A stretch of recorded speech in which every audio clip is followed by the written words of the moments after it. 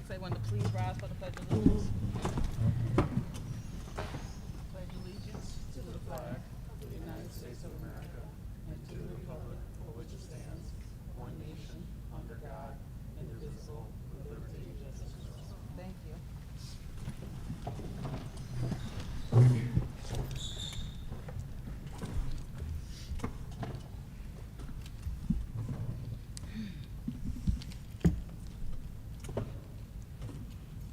Leslie.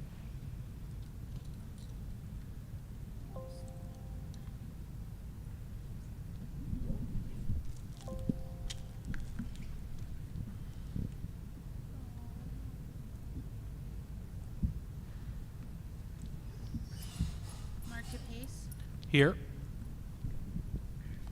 Amanda Grubler, Here. Kirsten Gustafson, Here. Willette Jones, Here. Calvin Lewis, Here. Matthew Macker, Here. Lakia Walker. Here. Thank you. I make a motion to accept the agenda as presented. Second. All in favor? So there's no student representative tonight. Okay, board reports. Audit committee, Audit committee has no report this time. thank you. Facilities, Yes, so we met this afternoon, have a few updates for personnel. We're waiting on approval to repost a temp position for July 1st. On August 28th, the maintenance crew will conduct their annual training day, and that'll be a all-day event. We have some building updates. JLE, our department, or the facilities crew is working on getting all of the files to the high school copy room and working on getting those files digital. Currently working with Dan Simpson and Penrose on 3D scans, contractors and surveyors. They're in and out of the building. MC Smith, also at MC Smith, we renovated the concession stand on the field that now has new toilets, sinks, and signage was also added. That will be put to use on the 16th, where we will have our field day on the track. The garden courtyard area was recently had a fence added to that for the chickens, and there will also be the planting of the magnolia tree donated by the mayor's office. There's also 8 roof leaks that were most recently in the new section that was installed in 2016 of the building. Those are currently being addressed, so no worries there, just working out the warranties. We are also working with National Grid to repair pole number 10 in the parking lot. The facilities crew will have to dig, and National Grid will come in to replace the pole. The water meter is scheduled to be replaced on the 28th of this month. And at the junior senior high, there was maintenance completed on the turf field. There were 4 repairs that were completed. The field was vacuumed, brushed, magnet swept to catch any bolts or nuts that are just kind of miscellaneous. And then the infill, which is the black stuff that was added to the low spaces. We will also be installing a greenhouse, and so the planning for that is underway. I think the measurements will be a 14 by 24, and so there's a lot of excitement with that. I know that we're securing the grant to move that project forward. The EPC updates, the audit is in full swing. We're 30% complete, and we'll have an update once we reach the 60% completion mark. So that meeting took place. The Flex Tech application, along with the Johnson & Control and architect contract, has been given to Dr. Pennyman, and so we're just waiting to file those. retro commissioning on the HVAC software, transformer audits, and the boiler room planning has taken underway as well. And then with the capital project, John Sharkey's team, they visited both campuses to complete field measurements. They're also working with surveyors for spot elevation on the tennis courts, just to make sure we have the correct pitch, boundaries, and drainage for the tennis courts. They also identified classrooms in the high school to refurnish the carpets and wall partitions.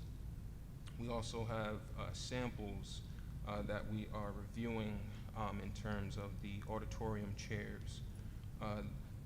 It'll probably be a similar vendor that other schools have used, so that's something that we're just kind of sampling right now. No purchases have been made, and once the contract is signed, we'll do more of a walkthrough that'll take place. That is the facility committee updates. Thank you. Thank you. On policy. Quicker policy update, we are diving back into the code of conduct, made some changes based on the staff feedback there, hoping to have that finalized soon. And the policies that are up for like second and third reading here should be good to go. That's it. Yeah, thank you. So, okay, presentations. MBK Stronger Connection Grants and Sensory Room, Dr. Preston.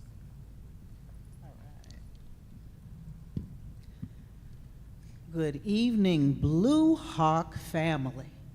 It feels good to be back in the Board of Education meetings with all of you. Thank you for the warm thoughts, prayers while I was out. It feels good to be back. I'm still healing. I'm going to share some good information with you on Cartwheel Telehealth, our regulation stations, and some My Brother's Keeper updates. And two of our amazing graduates are here, and they are going to present as well. So I'm looking forward to hearing from Anthony Mitchell and Jared Alert. Let's get started. Table of contents, you know about the 6 keys of improvement to school improvement. We're going to look at grants, specifically the Learning Enrichment After School Program Supports Grant, which is called LEAPS, and that will be funding our Cartwheel Telehealth, Stronger Connections, and that grant was used to fund our regulation stations. There is one in every school, and we're pretty excited, state of the art for our students and My Brother's Keeper fellows. Looking ahead for that next meeting, our final meeting of the school year, I'm going to be sharing some data from the 21st Century After School Program, Panorama School Improvement, Student Support Community Team updates, and of course, My Brother's Keeper Family and Community Engagement Program, which is also called MBK FSEP, and then some restorative practices information. You know about the 6 keys that leads and guides our work in the district, the 3 grants I just mentioned to you, and we're going to start with LEAPS. We have a wonderful partnership with Cartwheel Telehealth. So the main thing with Cartwheel is it doesn't replace our mental health team, not at all. It's really an additional source or resource for our students. Our mental health team works during the school hours. Cartwheel is like a wraparound service that picks up after school and on Saturdays. As you can see, 8 a.m. to 8 p.m. The staff at Cartwheel are certified. We have many bilingual staff members there, and they literally are targeting students' needs after school. It's convenient for students. They use their cell phones, and a lot of times they feel more comfortable with the telehealth approach. So we'll look at that data shortly. But it really has been a positive addition to our district. I was fortunate to present with approval from our superintendent at the NISCOS New York State Council of School Superintendents. There was a webinar, and they talked to me about Cartwheel and how it has been really helpful to the district. So that was pretty exciting to share that it's really helping. So here are some points. I'm not going to read them all, so I'd like for you to take an opportunity to read.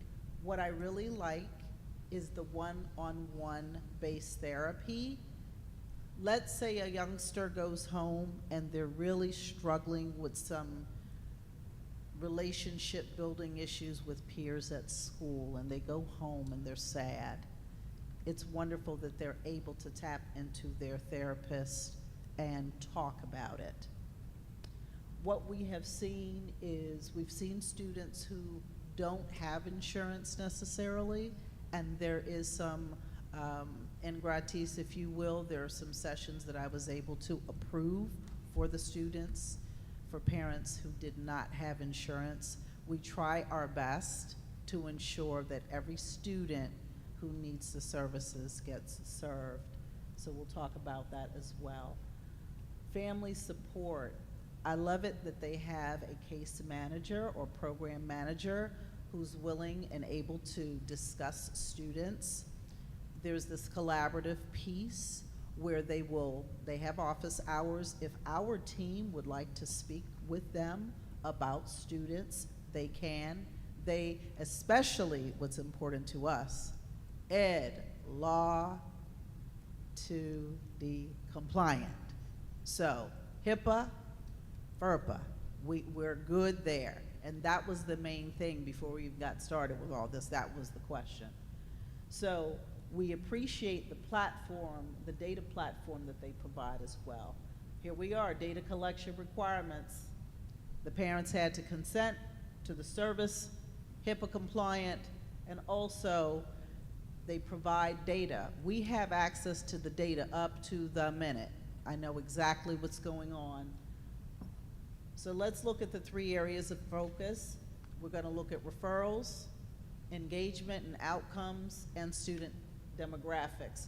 So this is what the referrals look like for the school year thus far. Look at our peak months. October, November, March are really like peak months. We had a total of 58, today it's 59, referrals. In our contract, we have 50, but what that means is there are 59 students who've been referred. Out of the 59 students, 43 of them were being seen. So you're only charged for the kids who are actually seen by the therapist. So some of the referrals did not lend itself to the student being served at that moment. So I hope that's clearly understood. If not, just ask. But that's the total number of referrals, and I also put them in the little legend at the bottom so you could see how many. So, as I stated, 59 out of the 50. So I approved 59 referrals. I'm heavily involved in this process. Whenever there's a recommendation or a referral, I read them and I approve the referrals, or I disapprove, or I hold them. The team is amazing. Our internal team, their schedules are full. And the only reason why we have this service is because they're unable to see the students during the school hours because their schedules are pretty full. And then after school and on weekends, they're unable to see the students. So that's why we have the service. It's not in place of our amazing team. So when you look at the referrals, all 3 of our schools have referrals, and that's terrific. That means from the elementary school through the high school, if students need that extra support after school and during Saturdays, they get it. And then we've got 65% of the staff referring. Okay, let's take a look at the top reasons for these referrals. Number one, family issues. Number two, academics. We still are dealing with the whole COVID nightmare. We still have students who are struggling because of the learning loss during that period of time. Anxiety, look at those numbers. So out of the 58 students, look at those numbers: depression, relationships, school avoidance, anger, self-esteem, trauma, loss, and grief. But look at the top ones: family issues, academic, school stress, anxiety, and depression.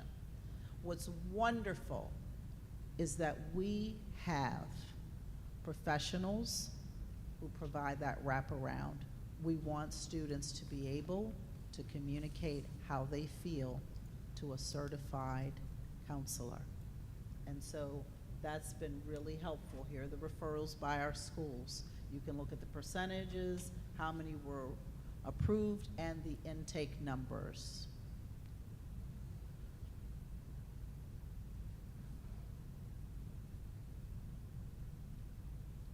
Engagement and outcomes, that's our second focus. The first one was referrals. Now let's look at engagement and outcomes. Well, they surveyed families. 95% of the parents whose children are receiving these services will recommend them to a friend. They're pleased. And that makes me feel good, because I remember speaking with Dr. Pennyman and the executive team about a way to ensure we add additional supports for students in the areas of mental health, SEL, and what's really remarkable, I shared this with you in January when I presented. We didn't do this work without our mental health team. We met, and they were able to meet with the Cartwheel telehealth staff, and we all agreed that it would be a good thing for kids, and it's turning out to be pretty terrific. And there are no wait lists, everyone.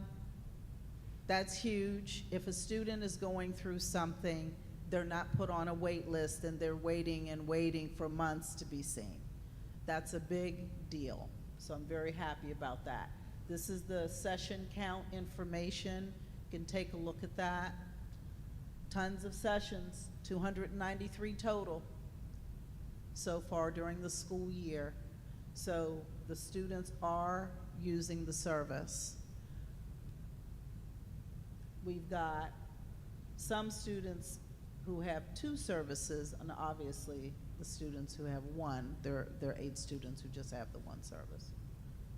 All right. Look at the impact. I'd like to talk about this next part, which is students' demographics. 37% of the students receiving the counseling services have IEPs or 504s. So that's 22 students out of the 43 that were actually being served. The average age, 13 years old.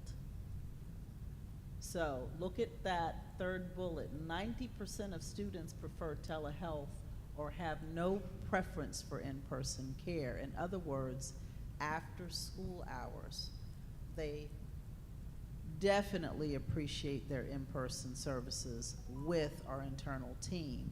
But we're talking after school. These therapists are available until 8 p.m. What if they're going through like an emotional struggle? All right.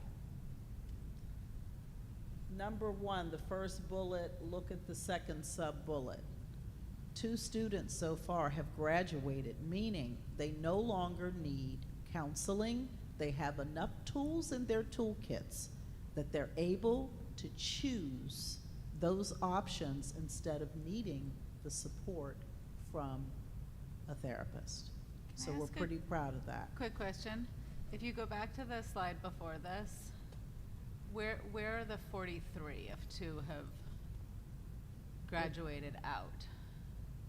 The 2 who graduated out? Well, what that shows is there are 14 students who have 2 services, and then there are 8 students who have 1 service. Yeah, That's 22 so that's students. 22 kids, so where do we get to 43? Like, is there another service that's provided? Currently, there are 2 students and there are 14 students and 2 so that means there are 28 services. Because if they have 2 services, that's 28. 2 times 14 is 28, plus another 8. So if one kid is getting 2 services, that counts as 2 towards the 43? Yeah. Got it, okay.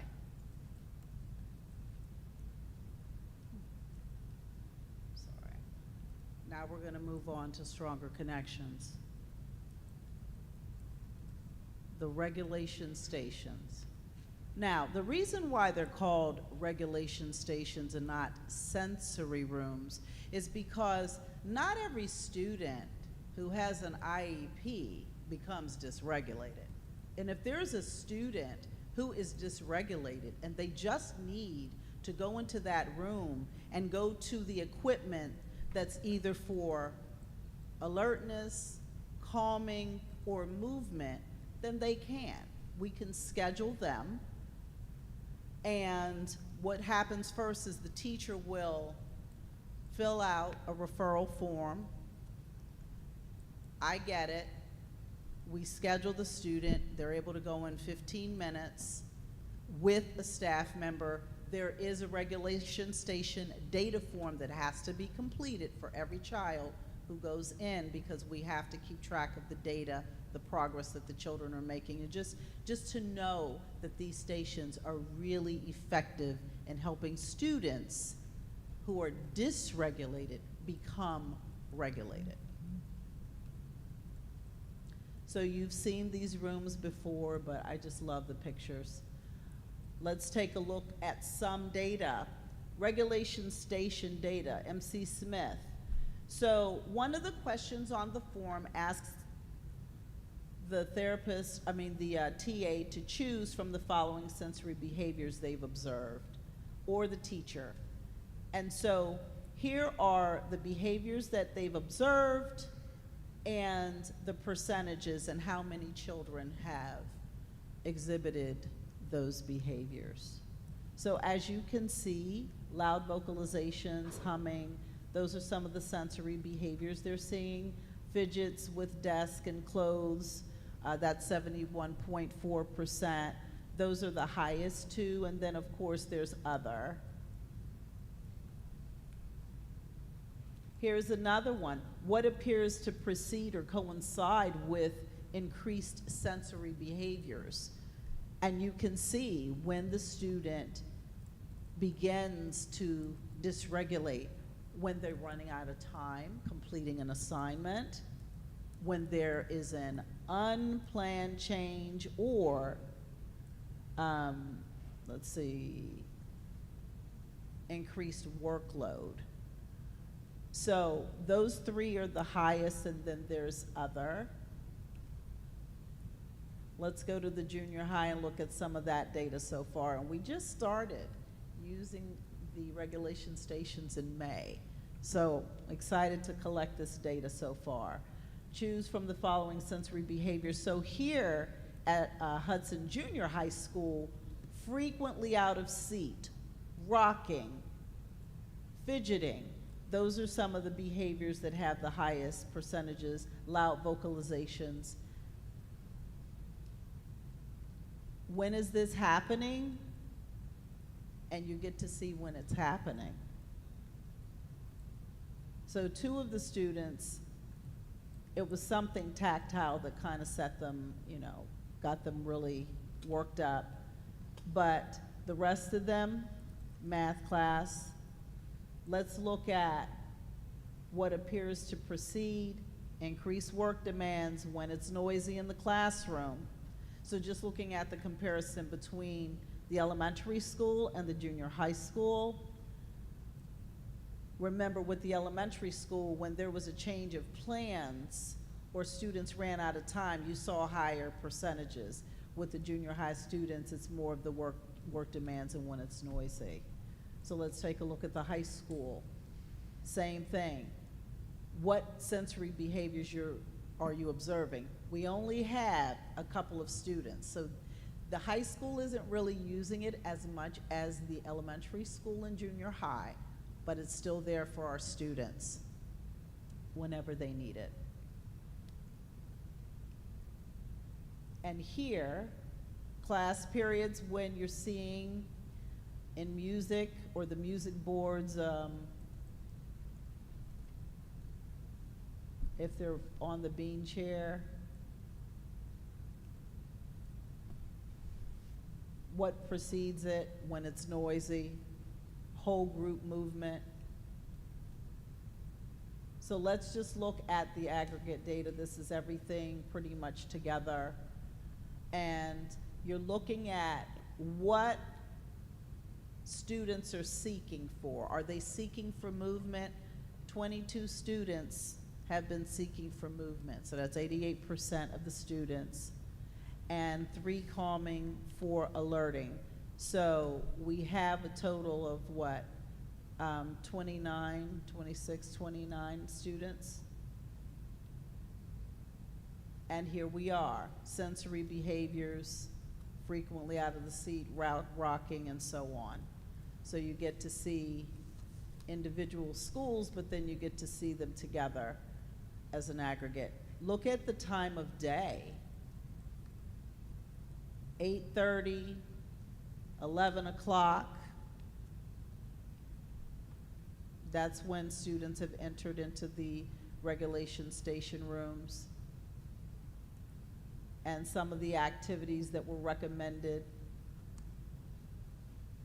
We have so many wonderful, wonderful pieces of equipment that are helping our students. So what were the outcomes? 17 teachers reported students were calm when they returned to class.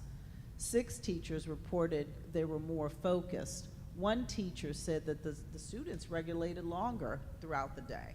So it's working, everyone. 1 teacher reported the student was a little confused and just kind of needs to orient themselves to the regulation station. But I'm really pleased to see that the rooms are benefiting our students, and as they use the rooms more, they will, meaning they're able to use them for the short 15 minutes or less time intervals and go back to class. And that's what's happening. They go for 15 minutes or a little less, and then they go back to class. So if there is an emergency and a child needs to be in there longer, yes, they can be. But we're noticing that those 15-minute intervals are working for our students. So if you look at how many times a day the students so far have needed to go into the regulation stations, 88.9% one time. They've gone one time. 11.1%, they've gone 2 times in a day. So here's a statement I've got to read, and I'm going to move this along. This is a statement about the regulation stations at our Hudson City School District schools from the occupational therapy team. When the grant for the regulation stations was first introduced, the occupational therapy department was so excited to be asked to help design the space by identifying items that would best support sensory regulation. Once the equipment arrived, the OT team worked to ensure that materials were placed in appropriate locations to maximize their effectiveness for students' needs, with support from our incredible building and grounds team. Before rollout, the OT department developed drafts for the referral process, daily data sheets, and usage protocols under the direction of Dr. Pressey. While the district awaits the onboarding of the TAs for each station, Caitlin Satera has continued to support implementation by coordinating with teachers as referral forms are submitted. Teachers complete the referral forms by checking off the specific dysregulation behaviors they are observing in the classroom. These referrals are submitted directly to Dr. Pressey for approval. Once approved, Caitlin is notified of the student's name and then touches base with the teacher or staff to further discuss the dysregulation behaviors being observed. Caitlin then provides individualized training to the staff who will be bringing students into the space. During these meetings or trainings, referrals are reviewed and equipment use is demonstrated to best serve the student's needs. Caitlin then works collaboratively with the teacher to schedule a time for the student to access the regulation station in a way that is proactive and intended to reduce the dysregulation being seen in the classroom. We're grateful, this is the OTs, I love them, they're amazing to work with. We're grateful for the patience and flexibility of the staff who have begun using the rooms as we continue to evaluate what works best through observation and feedback. As a department, it has been incredibly rewarding to collaborate with Dr. Pressey and the teaching staff to bring these rooms to life and see them used to support students experiencing dysregulation during their school day. As we wind down the school year and begin to gear up for the next, we're excited to see how these spaces continue to grow and evolve and to see the positive impact they will have on our students district-wide. And this letter is from our amazing collaborative OT team, which is our occupational therapy department, Caitlin Cetera, Claire Adams, and Sarah Smigel. It's a joy to work with them. This is a rollout, and we wanted it to be successful, and I tell you, they are amazing. Now let's go to my brother's keeper, and I will introduce our two students who will be presenting. I have already gone over the vision and mission for MBK with all of you in January. Let's look at some highlights. So our 24-25 fellows are Anthony Mitchell and Jared Alert. I'm very, very proud of these two young men, very proud. Their mentor is Broderick Nod Morrison. They've read 4 books, attended and participated in what's known as the Mastermind book series with over 90 MBK fellows statewide. And they participated in the MBK Symposium this year. So, one of them will be attending Columbia Green, that would be Jared Alert, and Anthony Mitchell would be going to Hudson Valley Community College. Very proud of them. They're going to present on Dress to Impress. And so those are the 4 books. And the reason why they read those books is because they want to help the students develop life skills, make healthy decisions, surround themselves with positive people who are doing positive things, learning how to love themselves and be respectful of not just themselves but others, being the best they can be, being accountable and working hard. So we saw them last year at the symposium, and we're going to, so this year they went on an Albany tour, SUNY Albany, and they met with the financial aid office just to find out all of these wonderful options they have in terms of financing their education. So you can see Anthony there with his mentor. Nod is his nickname, but his first name is Broderick. And now look at them. They were at the symposium in Albany, and you see them with Nod, there's Anthony, and our 2 new MBK fellows, Christian Rodriguez and Sean Terry, and there's Jared Alert. And then you see them with Dr. Pennyman, over 1,000 attendees at the symposium. It's just remarkable. Those are our new fellows. So, one of the things that I wanted to do, I spoke with Dr. P, and thank goodness for her support with this. Many students go to college, and we want to make sure they're armed with how to manage money, what to do if credit card companies come to them and offer them credit cards. We're going to have a financial literacy training or workshop for them. And we're inviting everyone who wants to come. We're hoping to have it. I'm going to confirm this space, this auditorium, but it's very important. So all of our graduates and their parents are welcome to come, any board members and families. It's really important that we start the students off with a healthy understanding of how to manage funds when they go to college. Because if you get a credit card, you're not only going to pay the bill, but you're going to pay interest. So we need kids to understand that's not free money. That's money with an attachment. So they're going to learn about budgeting, managing their credit. They're going to learn how to be confident when they're navigating finances. So we're going to have that on the 24th from 1:30 to 3 o'clock. And families, feel free. You can email me, call me.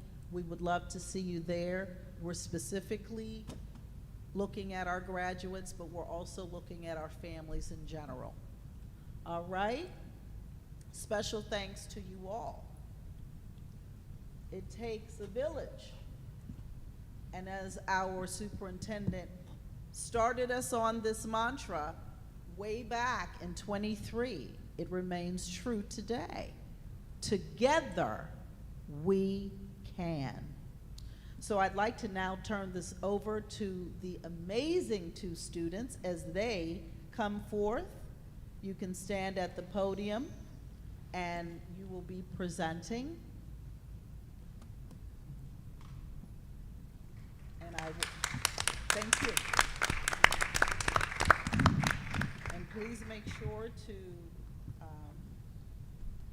tell everyone your names and where you're going to college. Hello? Hello? Mm-hmm. Hello? My name is Jared Laird. I will be attending Columbia Green for business. Wonderful.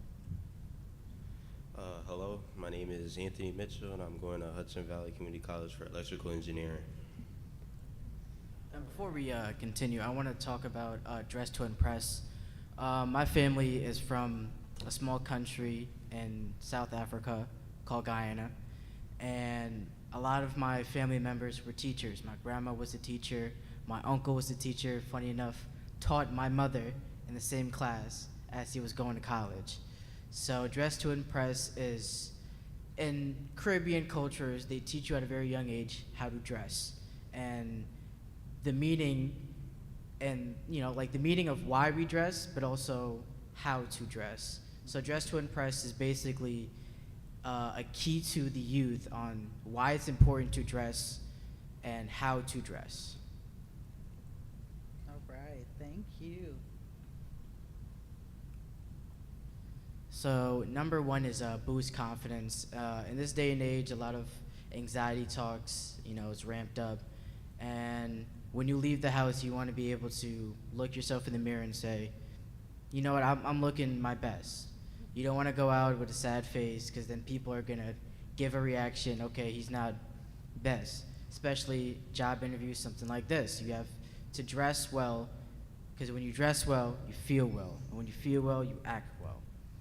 And that's the first thing on Dress to Impress is you have to get that confidence going. And some people don't have that naturally, so it might take some time. But dressing is one of the first steps you can get to boosting that confidence up. All right, second, we will say creates positive first impressions. So majority of people, they do judge you, like the way you present yourself. Like where it's just like your smell, your teeth, the way you dress. It is really important to like present yourself well so people don't judge you and respect you the way you look.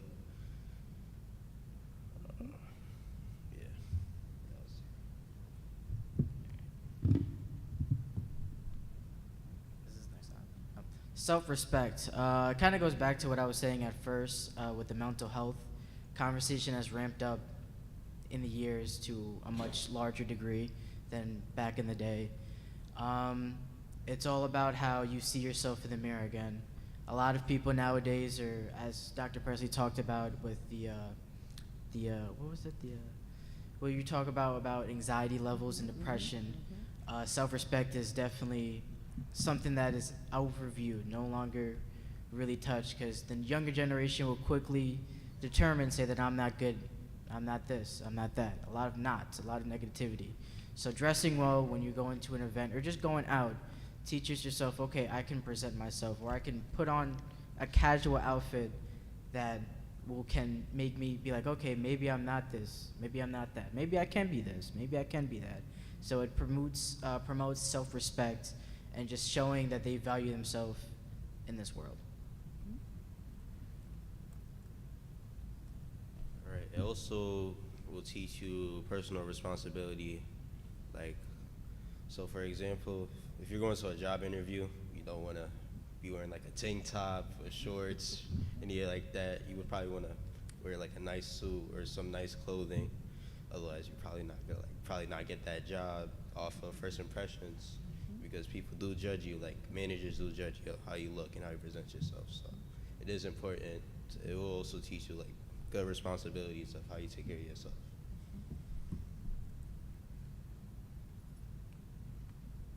Encourages creativity and self-expression. At the end of the day, fashion is a form of self-expression. A lot of artists, when they make clothes, it's what they put out. So learning to dress well allows the youth to explore and communicate their identities and personalities.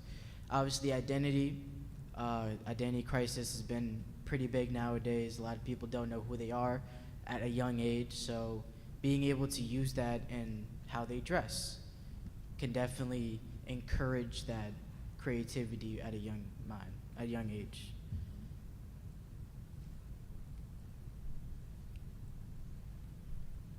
All right, so like back to the working world, like I said, like, a couple seconds ago, it is important the way you dress and how you present yourself.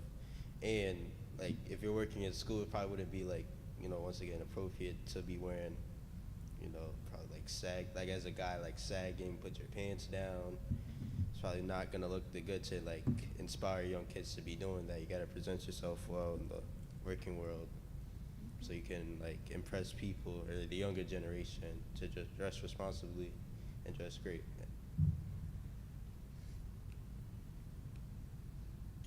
Improve social perception. This kind of goes back to the job stuff. If you go to a job interview with not looking formal, you're probably not going to get that job. And also it creates a first reaction. If we came up here with just a t-shirt, you probably would think this is MBK. This is what they're representing. Because at the end of the day, when you're meeting someone new, they don't know you until you say your name, and that's it. You're a blank canvas. So one thing that people will look at, other than skin, other than appearance, is how you dress. And how you dress will be how they respond to you, how they answer questions, how they talk to you, or just matters of what they want to discuss to you. If you are dressed to the T, then that opens up conversations to, okay, this person is a very intelligent person. I see how they're dressed. I'm gonna ask these certain questions and maybe leave these certain questions. But if you come in with a t-shirt, to them it makes it seem like you don't really care for this position. So teaching the youth at a young age that you want to present yourself in an outfit that makes you presentable is a big thing that I think the youth hasn't really learned about and should be taught. All right, and how it supports mental health.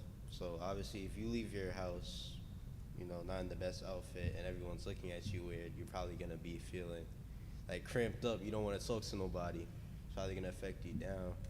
So like, if you present yourself well, everyone's looking at you. You look good. You smell good. You're probably gonna be feeling better about yourself, knowing you did that. So yeah. reduces peer pressure and insecurity, kind of goes off with the mental health crisis, especially going out to big events. And that's also, I just want to point out, this not only talks about like suit and ties, it's also just like casual attire. So just want to just point it out that Dress to Impress is not only just for suit and ties, it's also just expressing your way and however you make it, whatever makes you feel the best. So for this, it's the same thing. Being able to go outside and feel like nobody can judge you because you feel like that person, that girl, that woman, that man when you come out the house. And a lot of people struggle with that in this day and age, where they see on social media or when they come to school, someone talks about their attire, and then the next day they don't know what to wear because one person talked about their attire. So just coming out of the house to go to a job or going to work or going to school, just having that feeling that like, okay, nobody's gonna knock me down because I'm wearing a red shirt and they're wearing a green shirt.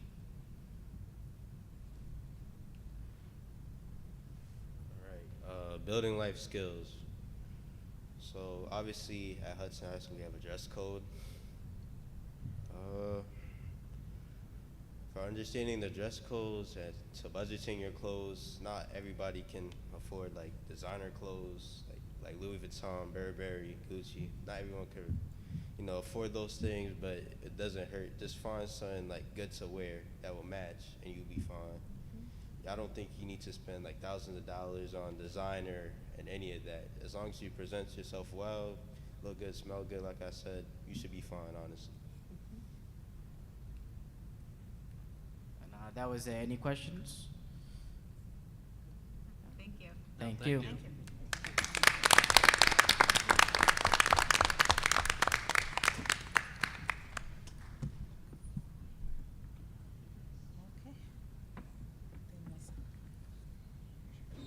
Rocky Payne. Rocky Payne? Just a reminder that we're about to convene at a public forum. Please remember the board is here to listen. We'll get back to you accordingly in response to your concerns. Also, just wanted to point out that under state and federal privacy laws, we're unable to entertain any comment or questions about school personnel. Each speaker has 3 minutes. Okay. Good evening. I wear many hats in the school, but today I'm having my AP coordinator hat on. And I want to report that this year was our first time offering digital AP exams. We have 3 classes which culminate into an exam, but we actually proctored, myself and Ms. Davis, 8 exams. And that speaks to the tenacity of our students. They engage in a self-study or they challenge an exam. An example is we had a student who challenged an AP comparative politics exam, and it was the first time digital, and I want to give special thanks to Ms. Rabinowitz and her staff. Specifically Mr. Ellsworth, Ms. Wheeler, they helped us. The students were able to test, I would probably say in a stress-free environment. I was more nervous than the students were, but they did a really great job, and there weren't any issues, so I just want to let the board know this is our first time digital. I think digital is the way to go. Mr. Ellsworth and I said the same thing, but I really wanted to thank Ms. Rabinowitz and her staff and say that the students did a really good job. Thank you. Thank you for sharing. Shannon Sullivan.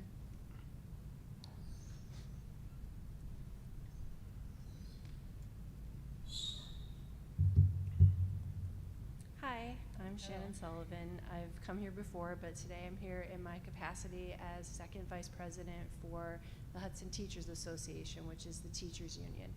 So today we were having our meeting, and while we were looking at the update for the meetings for next year for the board, we noticed that the number of meetings that are on the agenda for next year have dropped down to 15 from 23.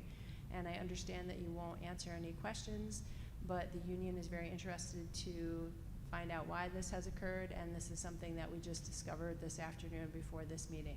So if that communication could come back to the union, we would appreciate it. Thank you. Of course. We'll address that when we get to the consensus agenda.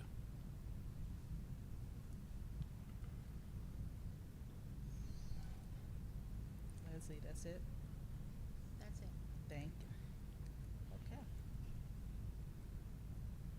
We don't need executive session right now. So personnel agenda. Make a motion to set personnel agenda items A 1 through 13, B 1 through 4. Second. 1 through 14. 14? Right, I'm looking at it. Thank you. 1 through 14. Oh, Kevin seconded. Okay, all in favor? Thank you. Now we have the superintendent's update.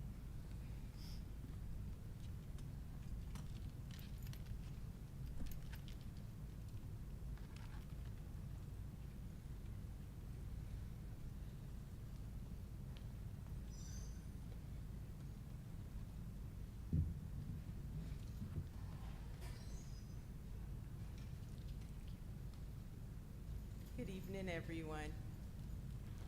So it's so great to hear great news, and thank you, Mr. Payne, for being positive and just letting the board know of the great things that are happening. One of the things that I strive to do this year when I created the Spotlight on Excellence, et cetera, is to make sure that I am continuing to promote positive things and great things that are happening across the district. So within the spirit of that same theme, I would like to congratulate our students in Ms. Smith's class for they earned an annual award from the Columbia County ARC for expanding abilities one person at a time. So congratulations to Ms. Smith's class. And Co-ARC is just a Columbia chapter of the ARC New York. It's been in existence since 1965 and have been an advocate and resource for people with intellectual and developmental differences.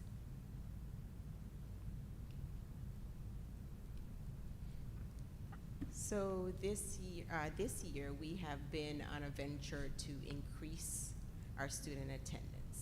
So we were a part of a national group, cohort group, the first inaugural through League of Innovative Schools, which our district is a part of. So I gave the task to Mr. Brenneman to lead the process throughout the district, and he's done a wonderful job. And so with that, Mr. Brenneman went to the League of Innovative Schools. He presented there. Also, I was able to present at a roundtable at AASA. But then here comes Ed Week calling and another publication called T74. So Mr. Brenneman and we did an interview with Ed Week that was published last week on June 4th. So with that, I just want to give kudos to the team, the school building teams and their teams. They all have attendance teams. They all have attendance meetings. We also have a district-wide committee that's made up, and Mr. Brenneman spoke about this before, that's made up of community members that includes Promise Neighborhood and other community members, the mayor, DA.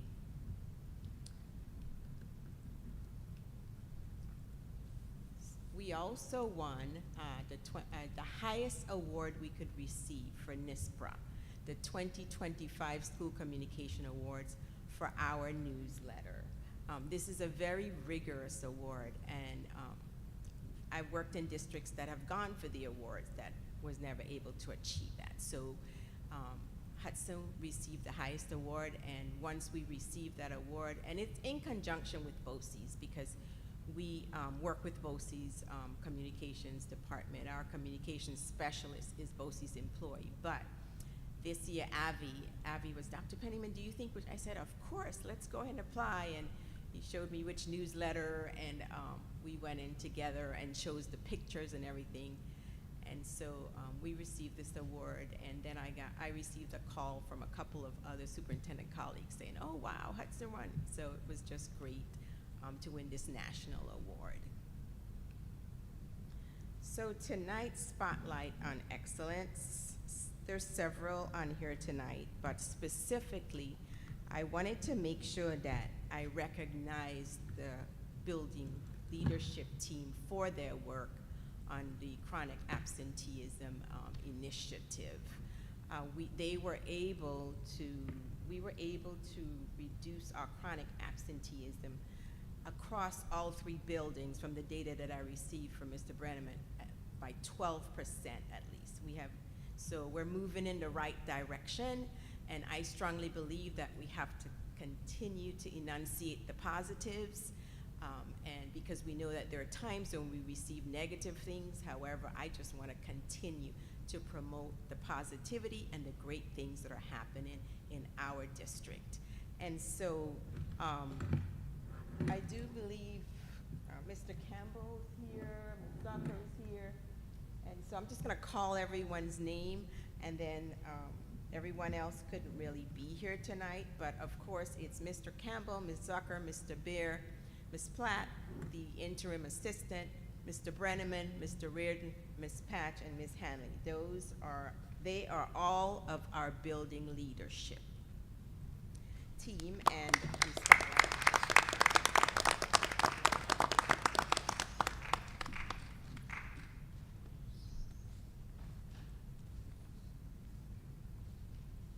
I'm just going to give,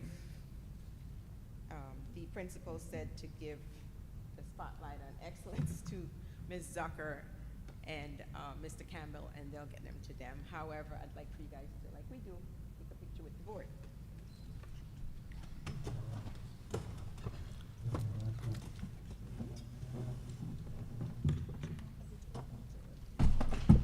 You want me to use your phone? Okay.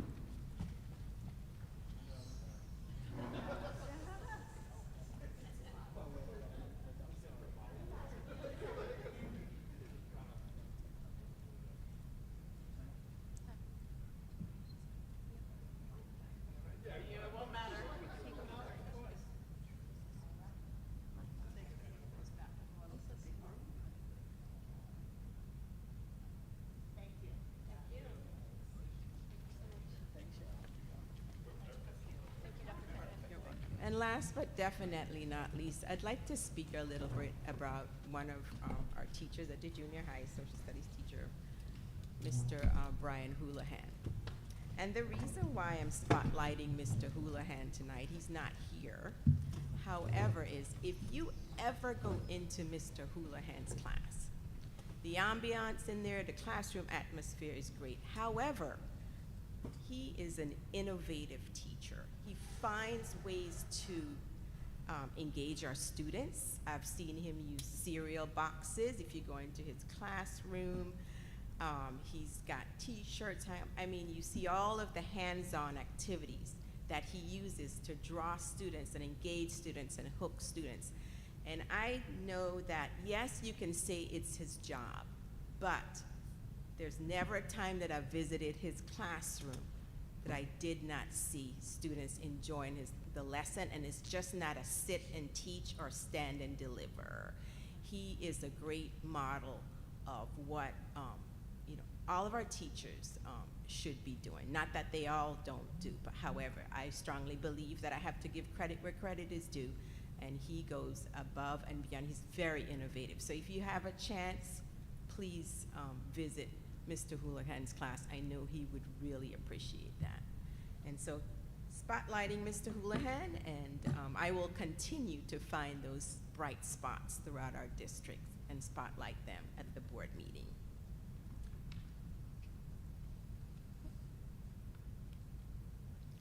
Our district platoon track and field championships, we actually have 2 of our students who will be heading to state championships this weekend in Middletown.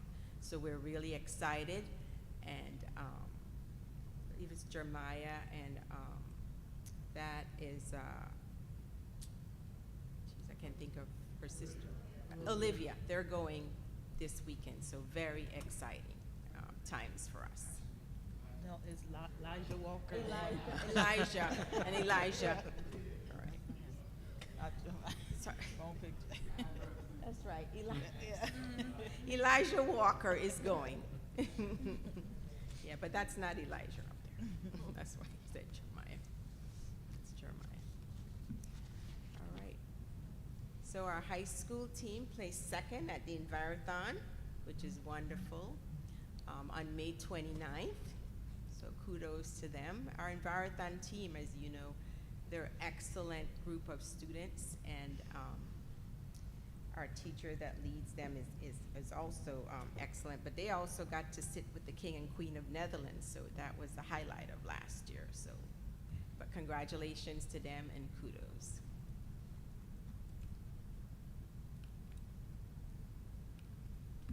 That concludes my superintendent report for tonight, and thank you. Thank you.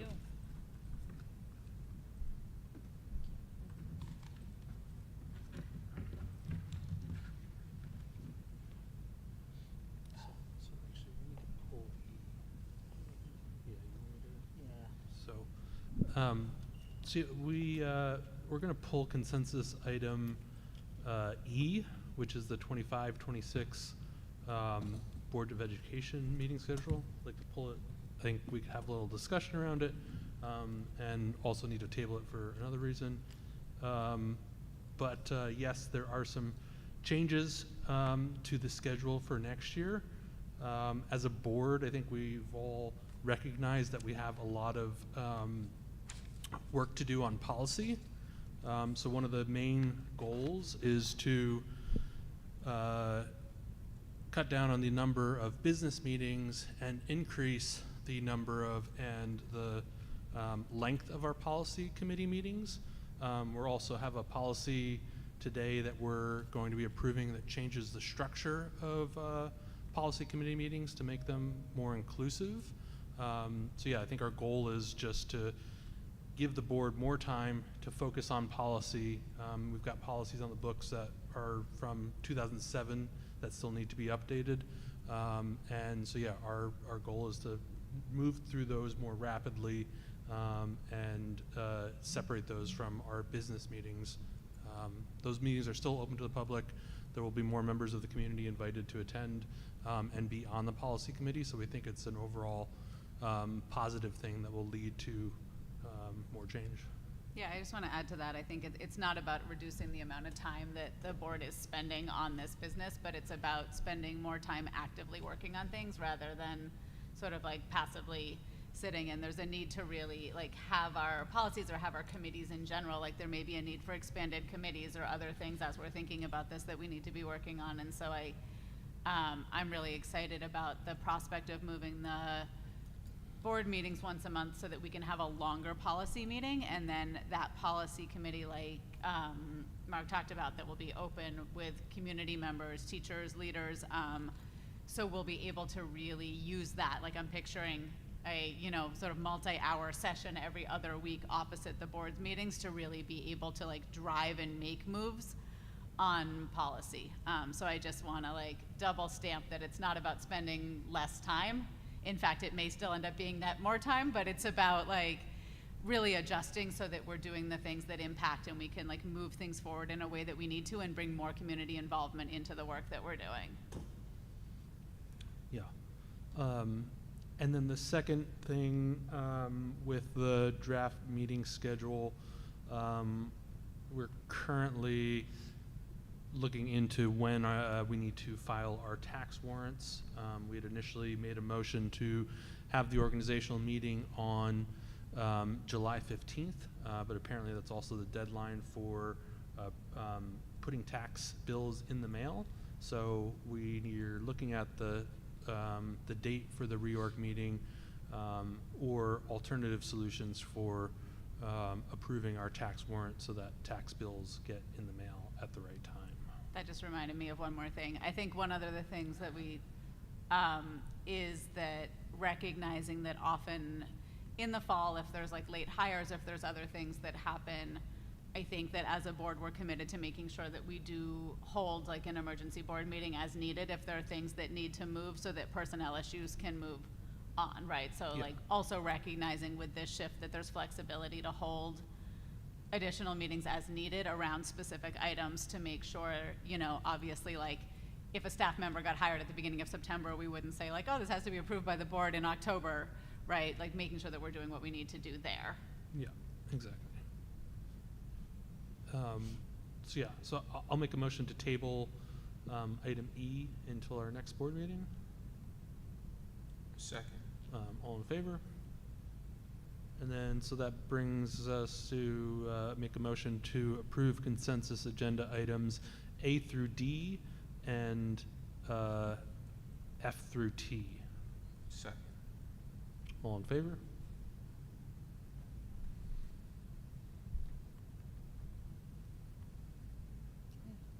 Old business.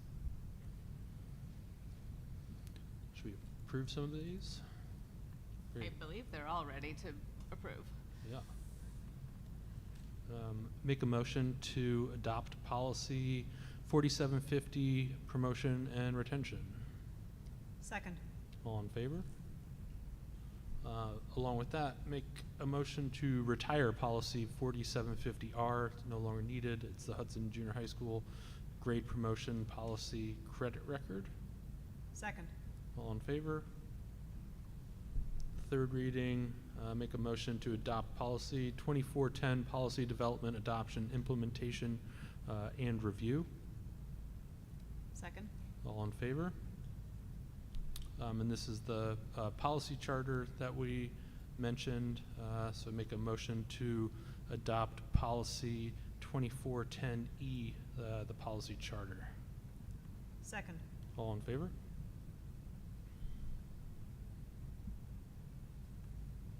Okay, thank you. I'm just gonna talk. Next someone else said. Leslie. Yeah, sorry. Give me 1 second.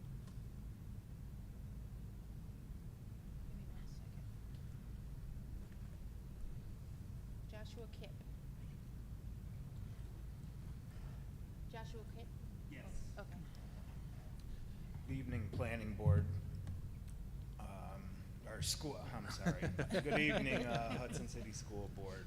That meeting's tomorrow.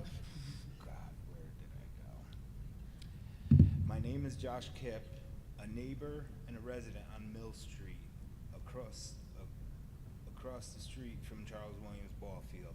Last week's City Planning Board decision on the Charles Williams Ball Field development was disappointing, but my neighbors and I are united.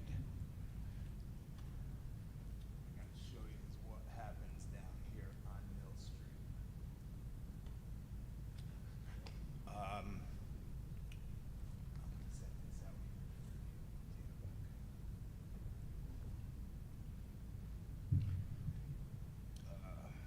This photo proves the ball field's role as a natural catch basin protecting our homes. The city and developers' claims that our homes will be unaffected lacks proof, risking worse flooding than we already endure in this age of global warming and rising sea levels. In 1983, you sold the land with a forever recreational clause. Reports show Mayor Kamal Johnson pressured you to remove this reverter for an insignificant amount of money. This will potentially expose the district to liability if the deed is violated. Legal actions will follow if this proceeds, jeopardizing the district's interest. I ask you to please reconsider your decision and uphold the 1983 agreement to avoid such risks. The city's planning board decision ignored SECRA or environmental concerns, and we are preparing an Article 78 challenge. Your role in this land's history demands you protect its recreational use and purposeful use. So please, again, I urge you to safeguard our homes, lives, and trust. Thank you. Thank you. Thank you for speaking. Next we have Jack Hornicle. Hi, good evening. Thank you for your service to the community. Congratulations to the board members who are terming out and those that were elected. I'm new to the Hudson community. This is my first time even entering the high school, so thank you for having me. I come here just to humbly agree with my neighbor Josh Kipps. I also live on Mill Street.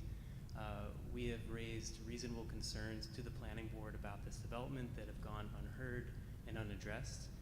The school does have an important role in releasing the reverter clause, which is in the 1983 deed, which commits the property to public recreation, which it has been used in that capacity for the intervening 40 years. So I just wanted to agree with my neighbor and ask you for your consideration in determining whether the sale of this property for a development of this scale is in the best interest both of Hudson at large, but the school district. If you have any questions about the development or the project, my neighbor and I will be happy to speak with you afterwards. And I did also just want to say I was at the informal meeting, common council meeting last night with the presentation from the JLE developer, which was very impressive and exciting opportunity. And so this board is aware there is a separate parcel below JLE at the same sort of level, in the same sort of floodable capacity. It's the overflow of Underhill Pond. It's a sensitive place down there. There's no road access. So I asked the board to consider what its policy is for these surplus properties before it gets pressured to do one thing or the other with them. Thank you. Thank you.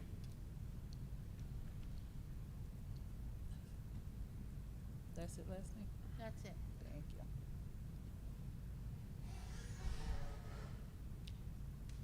New, is there any new items that anyone wanted to? No, only thing, just two recent community or school events. The Heroes Breakfast is always like a lovely community event. And then just wanted to shout out the elementary school PTO who did a 90s themed karaoke last Friday night. And so I think, you know, they raised hopefully a chunk of money for the elementary school. So just all the effort that went into that. Yes, it's great seeing the PTOs at the elementary school and the junior high school doing events that the community really comes out for and people really seem to enjoy, and hopefully it's a trend we see continue.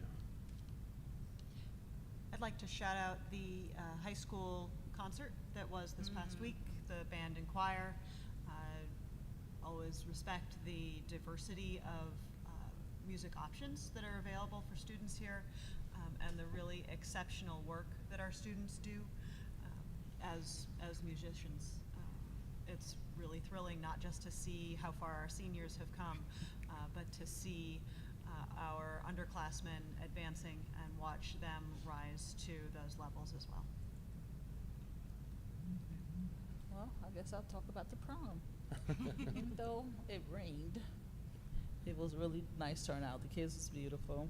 There was no incidents that occurred, or that we know of. So, and the food was really good. Okay. Anyone else? Okay. Important dates. Policy Committee meeting Wednesday, June 25th, 2025 at 5 p.m. in the high school library. Regular board meeting, my voice cracking. Regular I'm Board of sorry. Education meeting, huh? It's right, okay. I thought it was incorrect. Oh. Regular Board of Education meeting Wednesday, June 25th at 2025 at 6 p.m. in the high school library. Annual organizational meeting July 15, 2025 at 6 p.m. in the high school auditorium.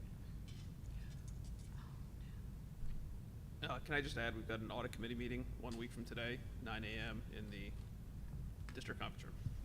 Okay, thank you. Okay, at this time, we do have a need for executive session.